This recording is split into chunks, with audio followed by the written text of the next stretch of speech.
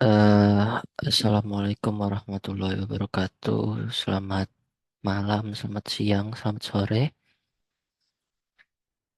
Eh, saya Maulana Klasul Ahnaf dari kelompok I ingin mempresentasikan tentang Shopis, layanan perencanaan dan manajemen e-commerce.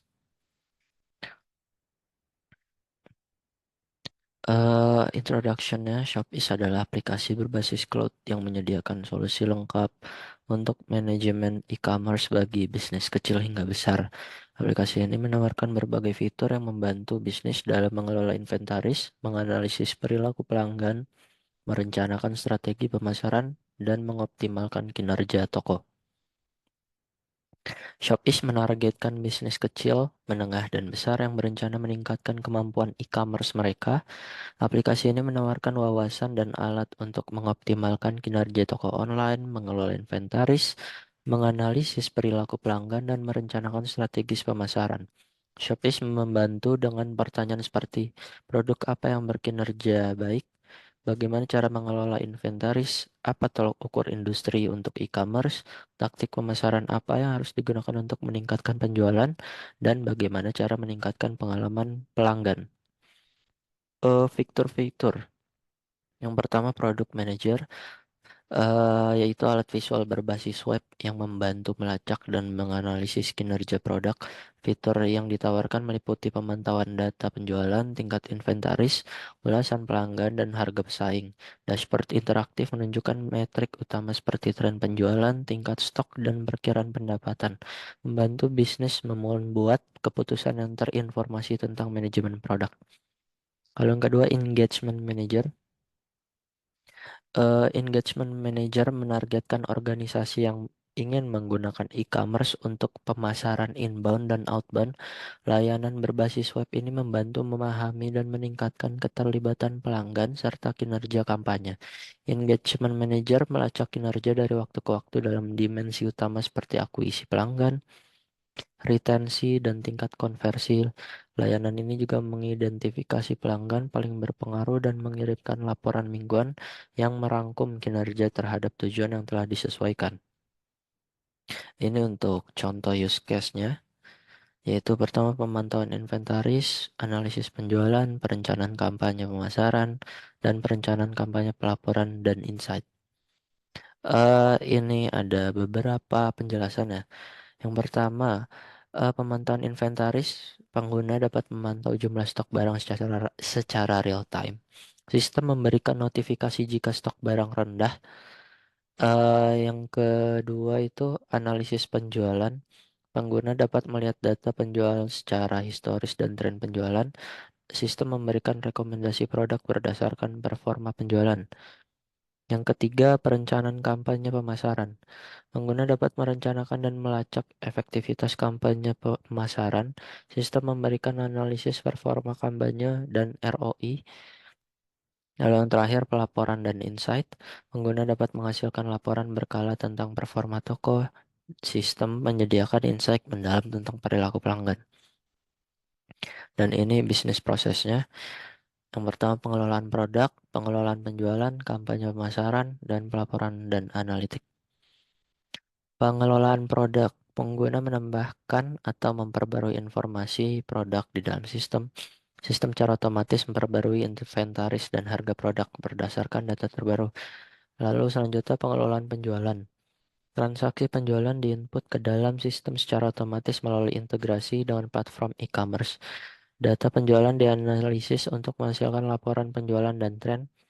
Lalu yang ketiga, kampanye pemasaran. Pengguna membuat dan mengelola kampanye pemasaran, sistem melacak kinerja kampanye dan memberikan feedback serta rekomendasi dan untuk optimasi. Lalu yang terakhir, pelaporan dan analitik. Sistem mengumpulkan data dari berbagai sumber, seperti penjualan, kampanye, dan inventaris. Lalu data diolah dan disajikan dalam bentuk laporan dan dashboard interaktif. Lalu selanjutnya adalah struktur aplikasi dan komponen-komponen. Yang pertama modelnya. Modelnya ini platform as a service, mengurangi beban administratif dan memberikan skabilitas otomatis Google App. Engine dipilih karena memenuhi kebutuhan ini dengan baik. Lalu bahasa dan kerangka kerjanya yaitu Python karena kemudahannya dan dukungan kuat di Google App Engine. Dan Django juga dipilih sebagai kerangka kerja karena dokumentasinya yang baik dan komunitas pengembangan yang luas. Lalu platformnya Google App Engine. Karena skabilitas otomatis, tidak memerlukan pengaturan dan dukungan sistem operasi, serta biaya yang relatif rendah, Python dan Django dipilih untuk efisiensi dan kemudahan pengembangan.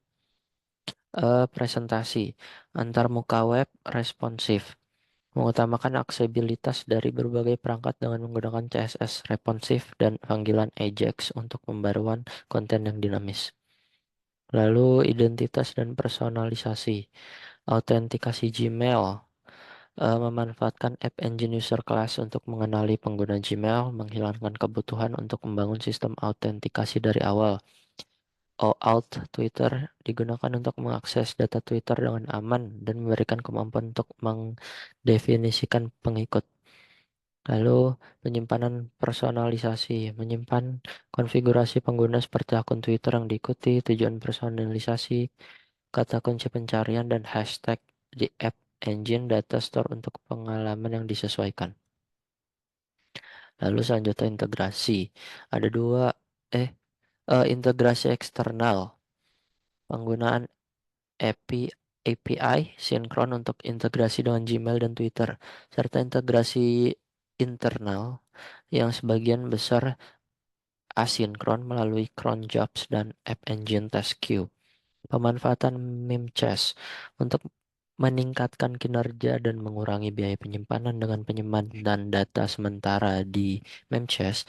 Alternatifnya yaitu menggunakan HTTP POST untuk transfer informasi baik besar ke Memcache, Google Cloud Storage, atau Data Store.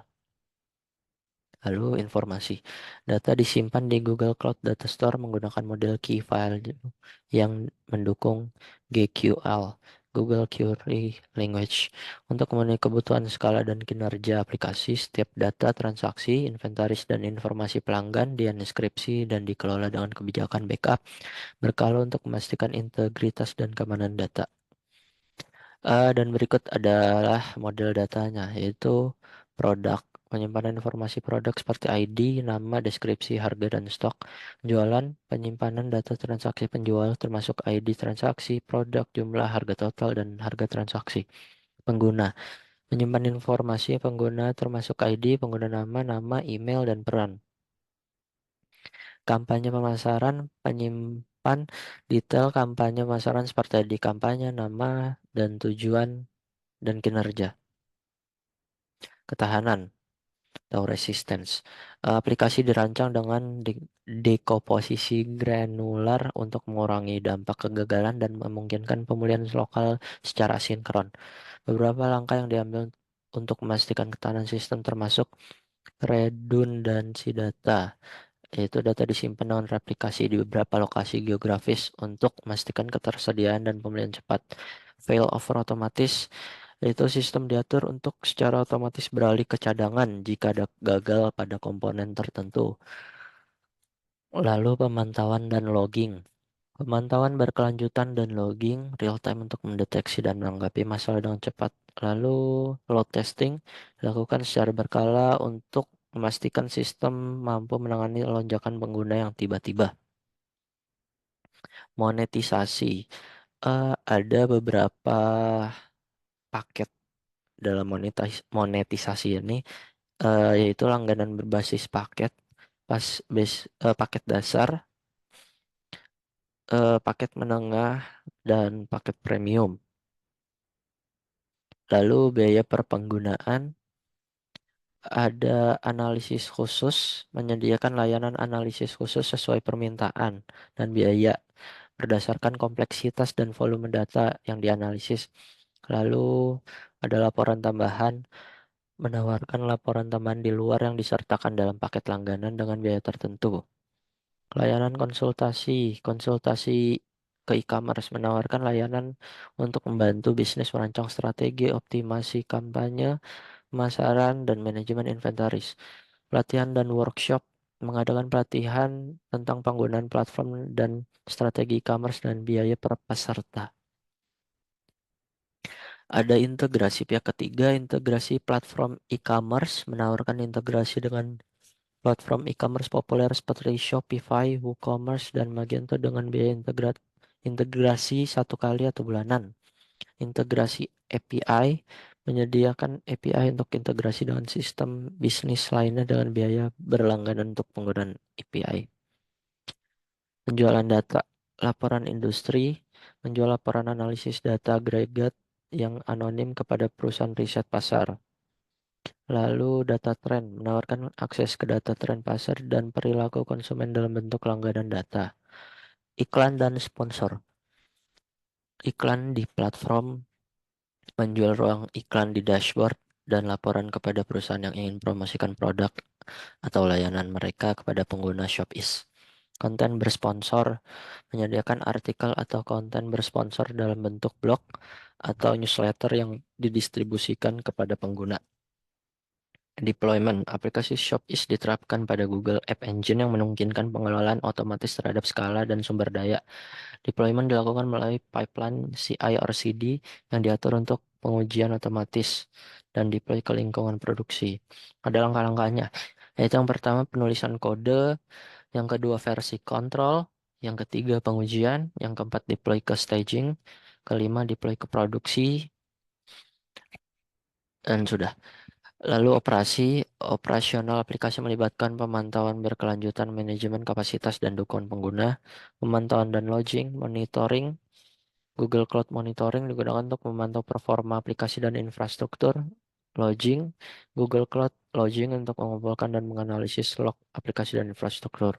Manajemen kapasitas, auto scaling, Google App Engine secara otomatis menyesuaikan kapasitas berdasarkan beban kerja aplikasi. Lalu penyimpanan cadangan, Google Cloud Storage digunakan untuk menyimpan data cadangan secara berkala. Dukungan pengguna, support ticket system eh, untuk menangani pertanyaan dan masalah pengguna, knowledge base untuk basis pengetahuan online untuk panduan pengguna FAQ. Berikut ada gambar dari diagram arsitektur, lalu ada penjelasannya.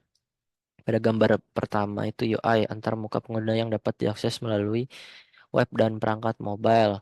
Yang kedua, application layer, lapisan aplikasi yang dijalankan oleh Google App Engine. Lalu yang ketiga, data storage layer, penyimpanan data menggunakan Google Cloud Data Store untuk transaksi pengguna, serta Google Cloud Storage untuk file dan backup. Lalu yang terakhir, integration layer, integrasi dengan API pihak ketiga seperti Shopify, WooCommerce, dan Twitter untuk sinkronisasi data dan fungsionalitas tambahan. Berikut presentasi untuk tugas akhir cloud computing pada kelompok I, yaitu saya sendiri. Terima kasih.